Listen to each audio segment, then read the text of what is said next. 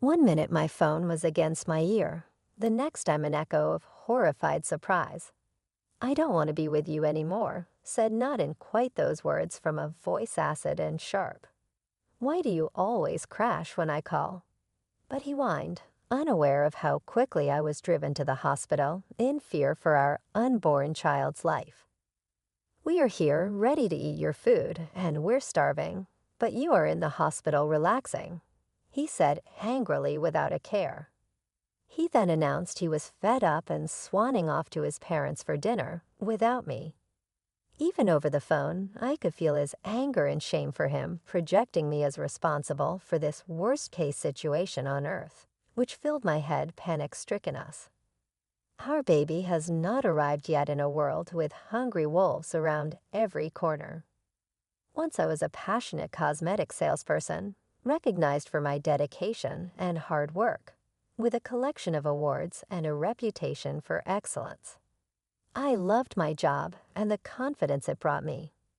Meeting my husband seemed like a fairy tale, leading to a whirlwind romance and marriage. But the joy of discovering my pregnancy came with a tough decision to leave my job due to the risk of miscarriage, a choice made with our family's future in mind. As I navigated the challenges of pregnancy, my husband's support waned, transforming from excitement to frustration. Simple tasks became monumental, and my attempts to meet his expectations often fell short. "Where's my lunch?" he'd ask, only to scoff at the simple sandwiches I managed to prepare, citing my inability to handle smells.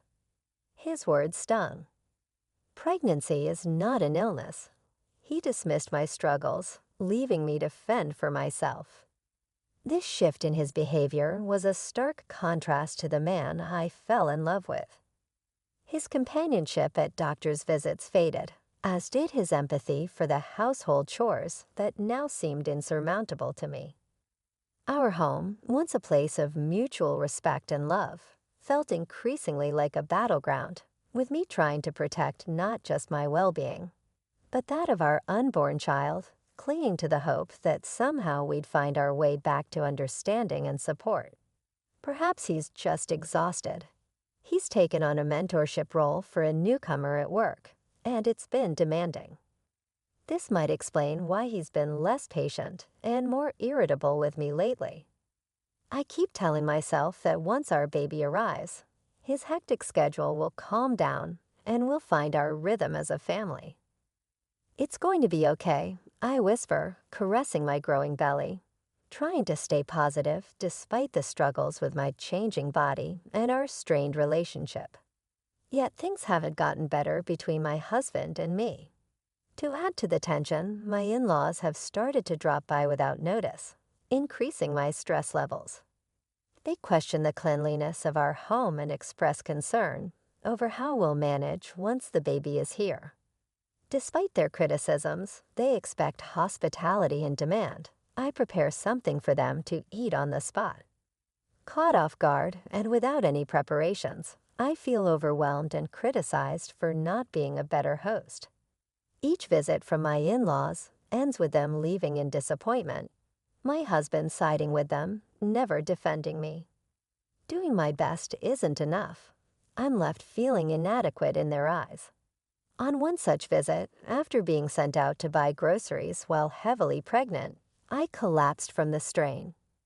I woke up in the hospital, learning I had passed out from overexertion, but thankfully our baby was still safe. The doctors advised a few days of rest in the hospital.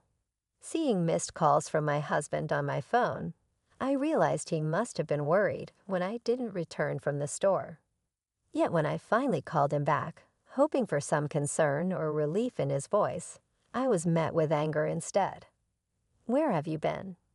he demanded, his words harsh and unforgiving, as if my health and our baby's safety were of no concern to him. Hearing his harsh words, I shuddered. "I'm sorry, I collapsed at the grocery store and was rushed to the hospital. They've put me on IV fluids and advised me to stay here for a few days for observation," I explained. But his response was cold and impatient, as if my well-being mattered less than his inconvenience.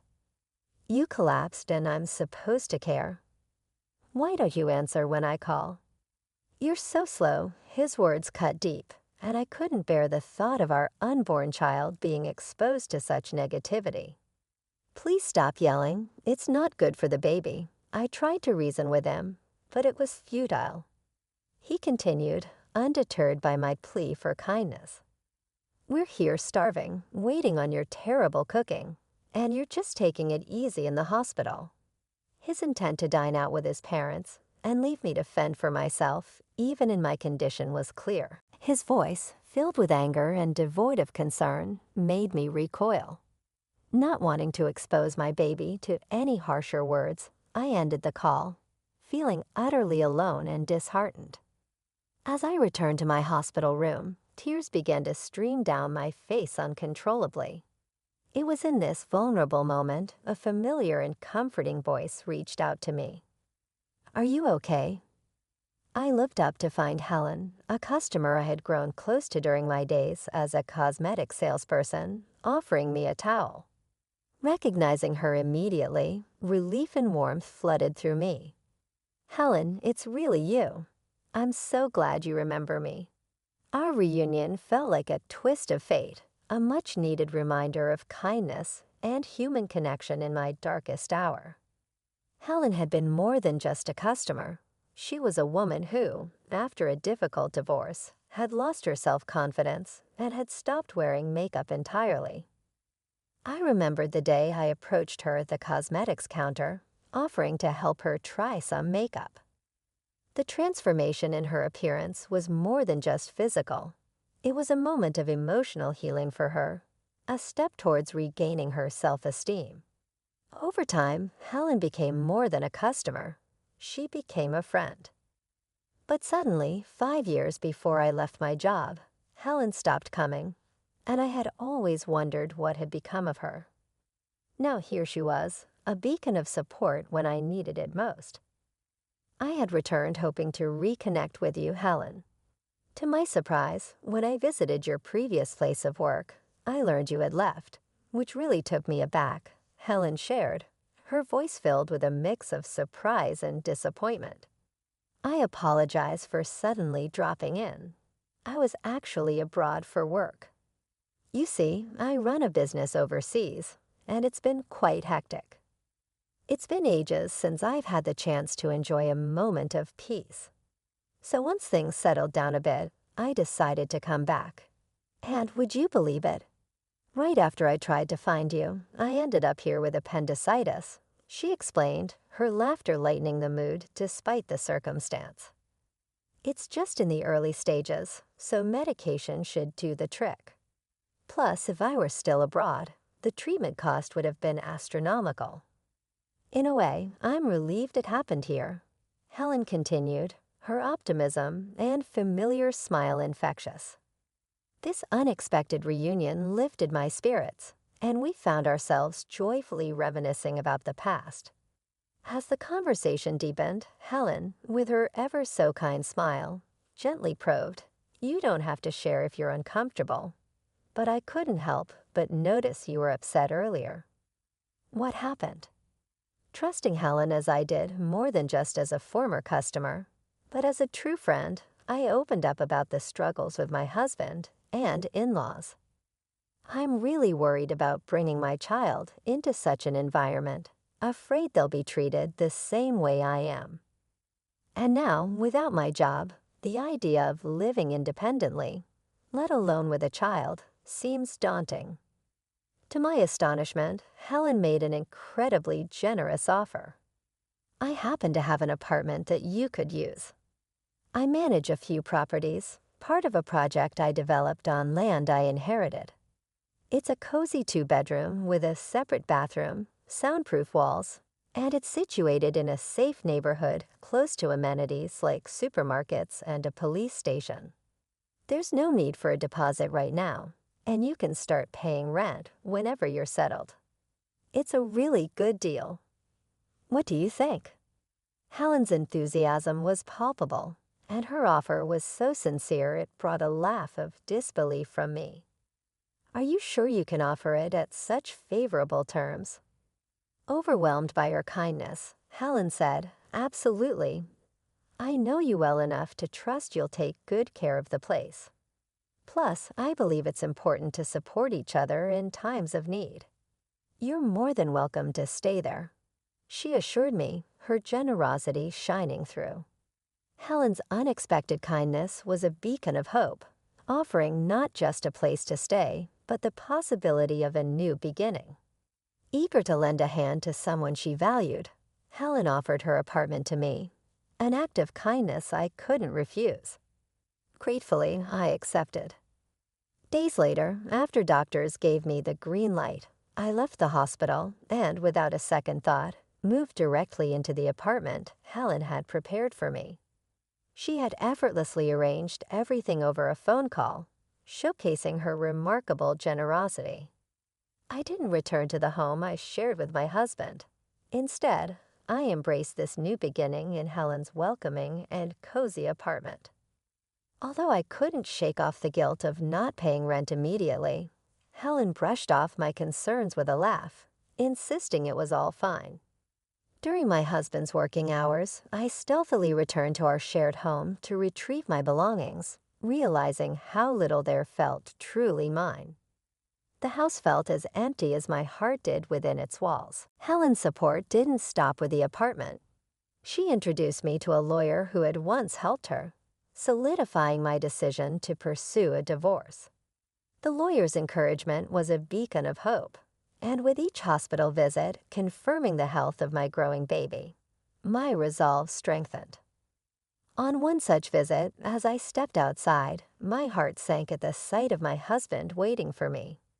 Panic surged through me, and though I tried to escape, my pregnant condition slowed me down. He confronted me about the lawyer and our living situation, his grip tight on my arm. I stood firm, insisting on communication through the lawyer for any discussions regarding the divorce, compensation, and child support.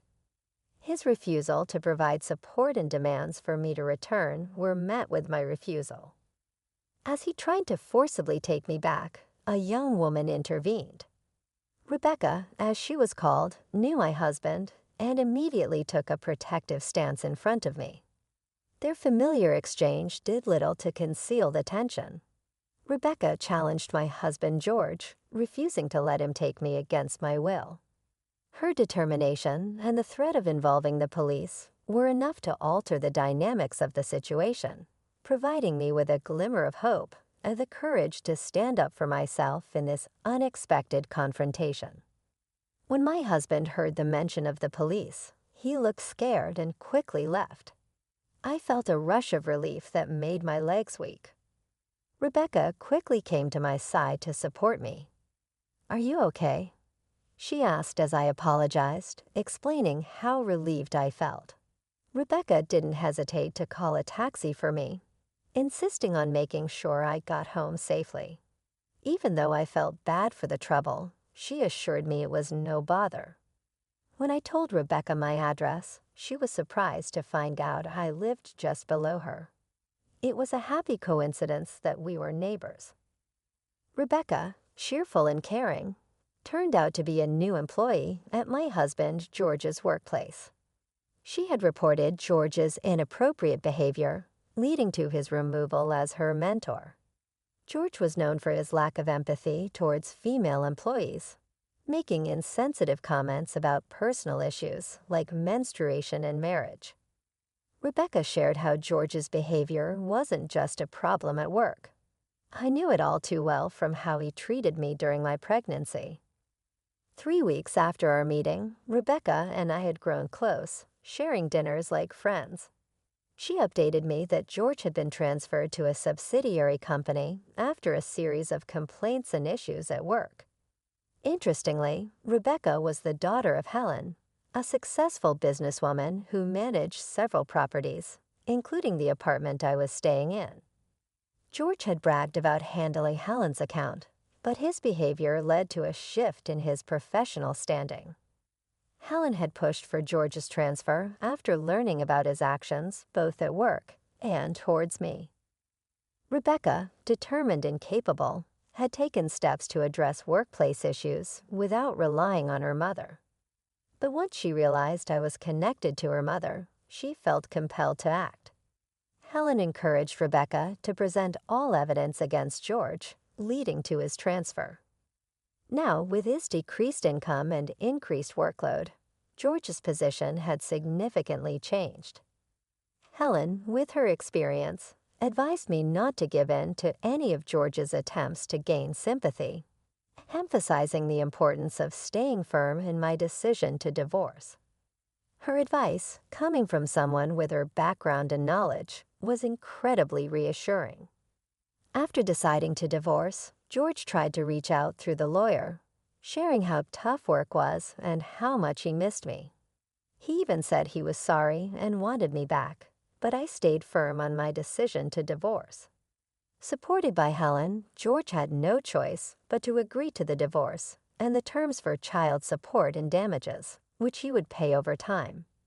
However, my next big challenge was dealing with my in-laws, especially my father-in-law, who was overly excited about the baby being a boy. I sensed trouble brewing, and soon enough, my in-laws made their move. One day, as I was heading out, my father-in-law grabbed my arm. He had followed Rebecca, thinking to confront her, and then saw me. He demanded that I hand over my baby once born, claiming the baby was the family's heir. Despite my attempts to free myself, his grip was strong. Just then, a firm voice demanded he let me go, followed by a swift move that sent him flying with a judo technique.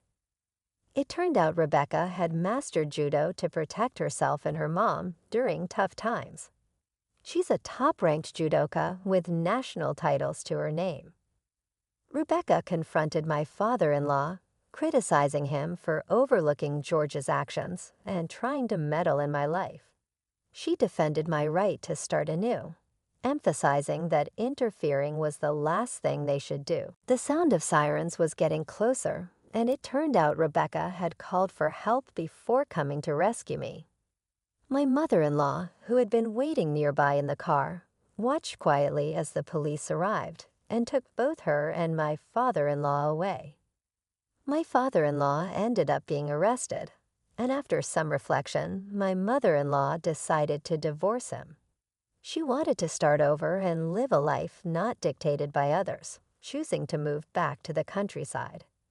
George tried to convince his mother to let him come with her, saying he was tired of his job and the lawyers, but she firmly rejected him. Through the lawyer, my mother-in-law expressed her apologies to me and left behind some money as a gesture of goodwill. Helen explained to me that it's common for people to feel lost after leaving a marriage, and that the money was likely my mother-in-law's way of saying sorry and supporting my son's future. I was surprised by her support, considering her past behavior, but grateful for her attempt to make amends.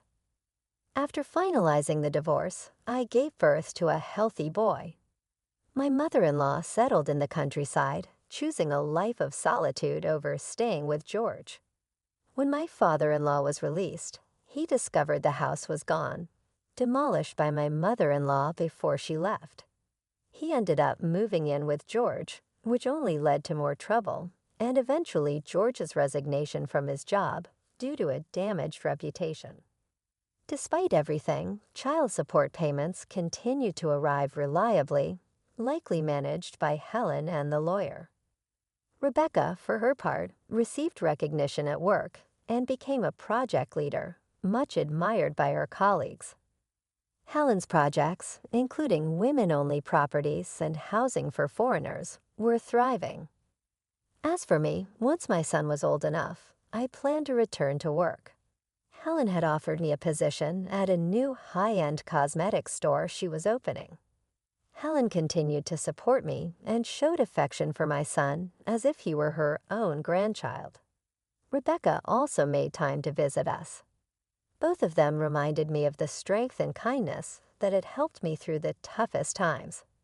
I was determined to be just as strong and protective of my son, inspired by the incredible women who had supported me.